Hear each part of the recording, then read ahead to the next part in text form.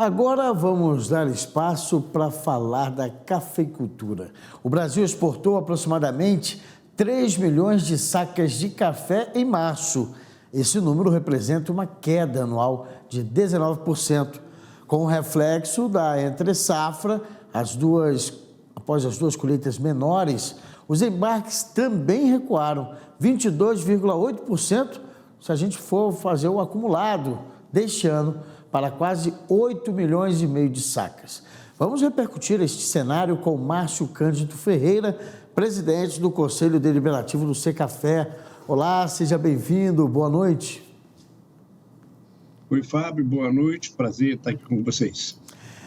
É uma situação realmente que deixa o produtor, né, e os investidores, sem dúvida nenhuma, apreensivos, né, com essa situação, já que por mudanças climáticas, a colheita já enfrentou alguns problemas. Em Minas Gerais, um estado fortíssimo, também encontrou dificuldades.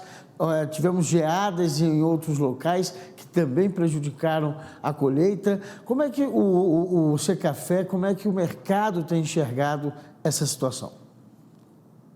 Veja bem, nós tivemos no ano de 2020, a safra 2021, recorde de produção no Brasil.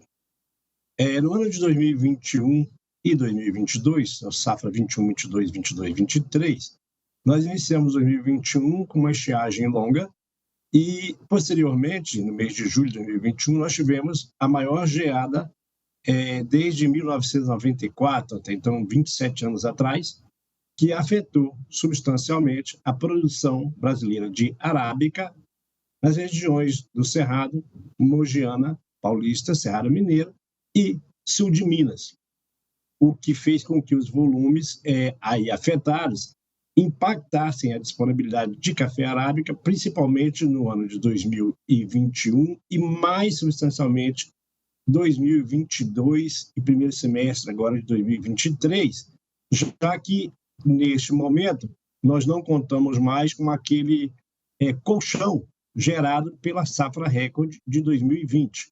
Então, esse impacto na pouca disponibilidade de café fez, obviamente, com que os volumes, principalmente afetados pelo arábica, na exportação caíssem bastante. E o café Conilon, que não foi afetado, ao contrário, nós tivemos safras recordes e praticamente iguais continuamente, 20, 21, 22, e esse volume enorme veio, na verdade, atender o consumo interno no Brasil, de tal forma que o blend de cafés consumidos, cafés tradicionais no Brasil, mudou a característica substancialmente, já que anteriormente a esses acidentes climáticos nós tínhamos ordem de 50% arábica, 50% Conilon, e hoje nós estamos girando em torno de 80% Conilon, 20% arábica. Então, esse acentuado na produção de arábica tem o seu maior impacto nesse final de safra, como você bem colocou, 2022, safra que se encerra agora no mês de junho, e a gente deve ter recuperação gradativa a partir do segundo semestre, agora com a nova safra chegando. É isso que eu queria saber, Márcio. Realmente, há uma expectativa, então, de uma reviravolta, né? A gente imagina que a questão climática também possa ainda causar interferências, mas há um período agora de melhor safra, de mais produção, é isso mesmo? Exato. Agora, a partir de julho, principalmente com a entrada da safra do arábica, e agora já em maio, a safra do Conilon, nós devemos ter uma recuperação na produção de arábica que vai trazer gradativamente uma recuperação nas exportações de café. Só que essa safra que está chegando, embora superior à anterior, 2022 e 2021, ainda é muito aquém aquela safra recorde de 2020. Então, essa recuperação, Fábio, será gradativa, ou seja, segundo semestre de 2023, primeiro de 2024, nós teremos uma recuperação e daí para frente novas recuperações, se não ocorrerem novos acidentes climáticos, esperamos que não, porque as condições das lavouras para os próximos anos são muito favoráveis para aumento substancial da produção. O Secafé acredita que, embora haja essa melhora, seja suficiente para dar um retorno ao produtor? Porque o produtor teve uma dificuldade tremenda, né? Ele, com esse período, essas mudanças climáticas, ele teve ainda um custo maior com os insumos, uma receita oscilando bastante. É possível que o produtor consiga ficar mais estimulado, né, na expectativa aí de dias melhores? Tem dois fatores aí. O volume realmente foi menor, mas se nós olharmos o período de pandemia, e já, obviamente, impactado pela estiagem e pela geada, os preços em Nova York bateram, no ano passado, níveis, já, vamos dizer, há muitos anos que nós não víamos. Nova York chegou a alguma coisa da ordem de 260 por libra.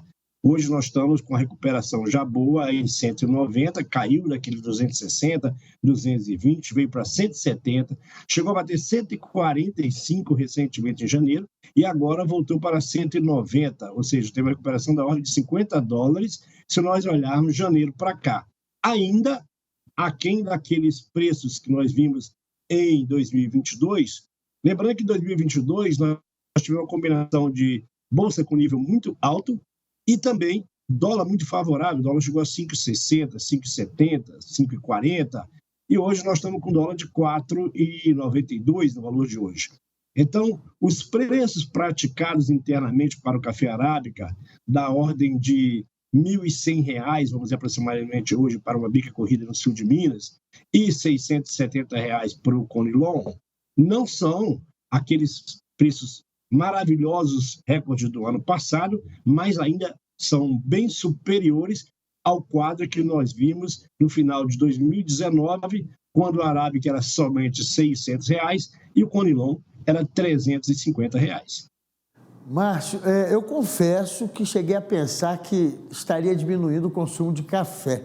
Não sei se muita gente também tem essa impressão devido a esse volume um pouco de queda. Seria isso?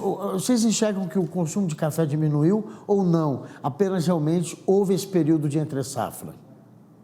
Não, período de entre-safra, o consumo no Brasil, por exemplo, ele gira na faixa de 21 milhões de sacas no mercado interno. Lembrando que o Brasil é o segundo maior consumidor, atrás apenas dos Estados Unidos, e com uma possibilidade de ultrapassar nos próximos anos, curto prazo, o próprio Estados Unidos vindo a ser o primeiro. O Brasil, obviamente, é o maior produtor de café do mundo.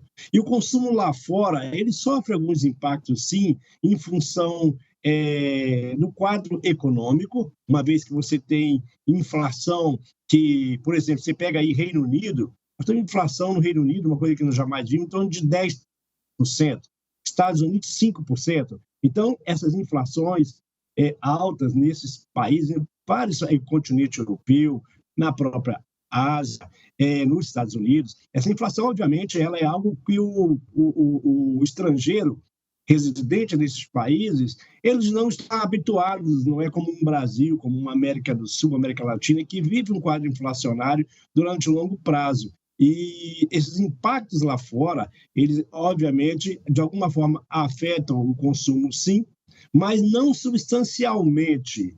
E a gente já tem que lembrar que, com o advento da redução dos riscos da pandemia, com o mercado voltando a ter todo mundo saindo e a oportunidade de tomar o seu café em cafeterias, a gente espera que haja uma recuperação em curto prazo e essa redução de consumo, principalmente lá fora, ela foi pontual. Nós entendemos que ela vai ter a retomada.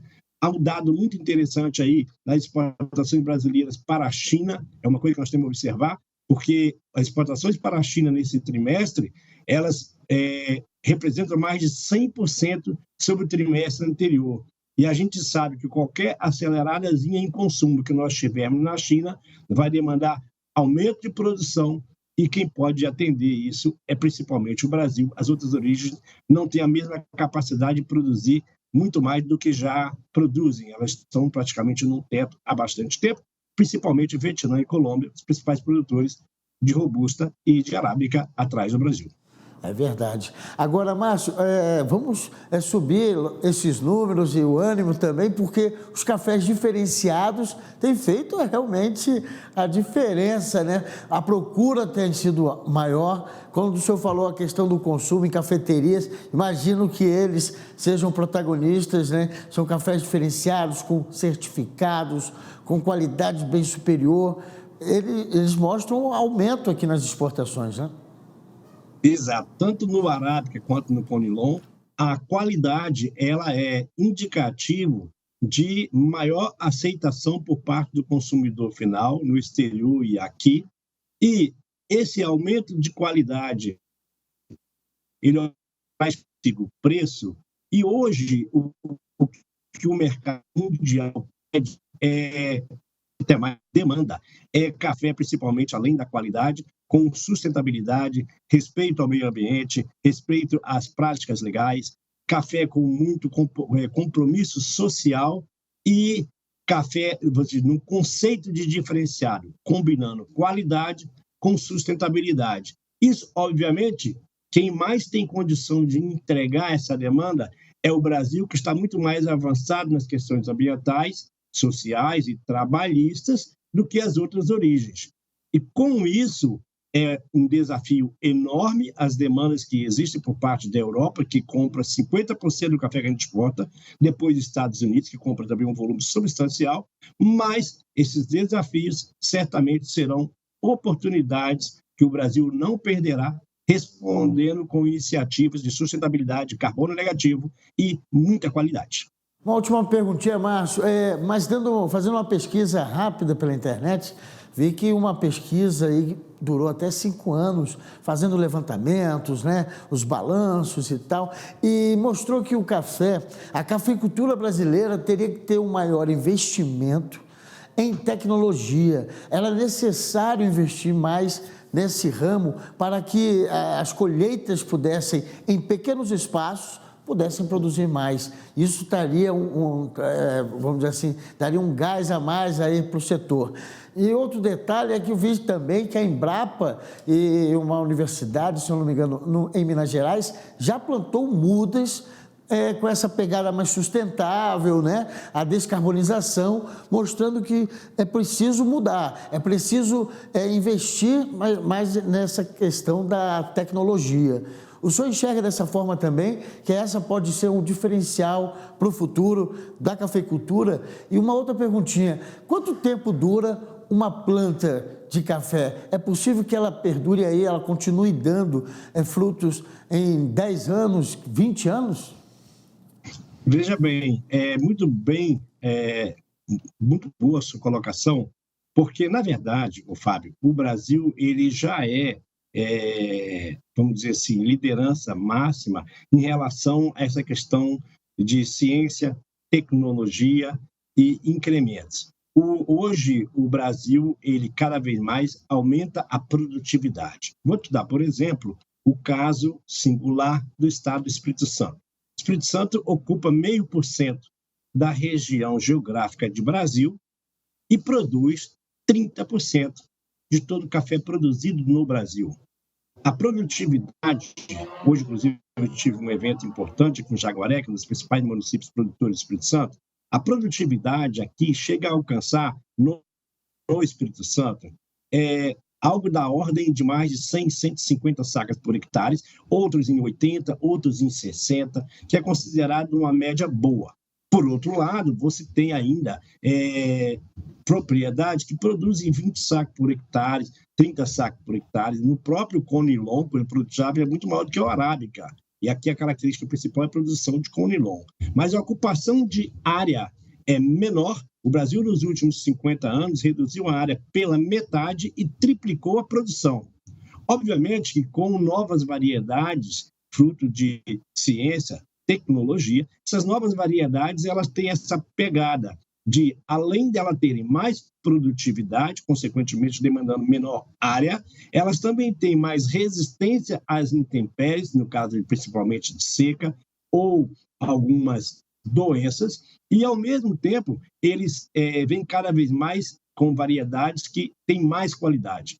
Haverá certamente um incremento na cafeicultura brasileira. Minas Gerais, por exemplo, trabalha muito nesse sentido, Espírito Santo, Bahia, Rondônia. Então, o Brasil caminha a passo largo para ter mais café com menos espaço, o que é muito importante, preservando e recuperando onde for necessário, principalmente a questão de não somente cumprir com a legislação brasileira de 20% você destinar para a floresta, mas aumentar a produção e diminuir a área, até recuperando áreas que hoje foram objeto de pastagem e outras que você pode recuperar. Então, a descarbonização, ou seja, maior sequestro de carbono e menos emissão de gases, efeito estufa, é um projeto e é efetivamente fato que já ocorre em toda a cafeicultura brasileira.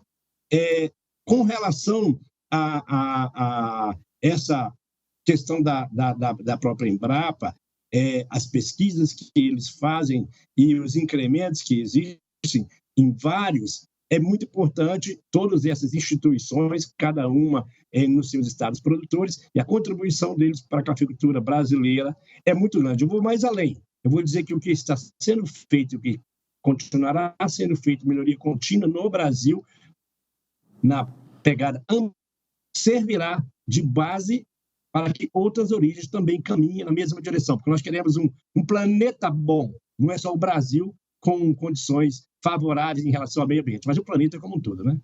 Isso é uma pesquisa que vai ser replicada, sem dúvida nenhuma, mas serve como o ponto de partida. Agora, só uma última pergunta, que é uma curiosidade até pessoal. Quanto tempo dura um pé de café?